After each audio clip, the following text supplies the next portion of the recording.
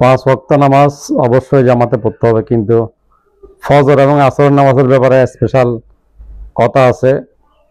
সূরা বাকারার মধ্যে আল্লাহ রাব্বুল আলামিন বলেছেন, যারা 2 ঠান্ডার নামাজ আদায় করবে তারা নিরাপদে জান্নাতে প্রবেশ করবে। সুবহানাল্লাহ। তাফসীর গ্রন্থে ব্যাখ্যার মধ্যে এসেছে 2 ঠান্ডার নামাজ হলো ফজর এবং আসরের নামাজ। এই 2 নামাজের বিশেষ গুরুত্ব রয়েছে, কারণ প্রতিদিন জমিনে 2 দল ফেরেশতা আসে পৃথিবীতে। এক দল ফজরের সময় আসে, তারা আসরের সময় চলে যায়। আরেক দল আসরের সময় আসে, তারা আবার ফজরের সময় চলে যায়।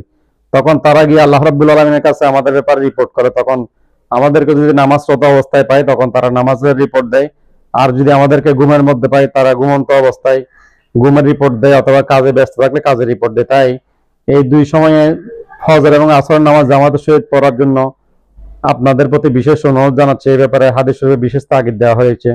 অন্য একটি হাদিস এসেছে, যারা আসরের নামাজ কাজা করবে, সঠিক সময় আদায় করবে না, তাদের সমস্ত আমল বরবাদ করে দেওয়া হবে, নাউজুবিল্লাহ। তাই আমরা প্রতি 5 ওয়াক্ত নামাজ জামাতের সহিত আদায় করবো ইনশাআল্লাহ। সেই সাথে ফজর এবং আসরের ব্যাপারে বিশেষ গুরুত্ব নিব ইনশাআল্লাহ।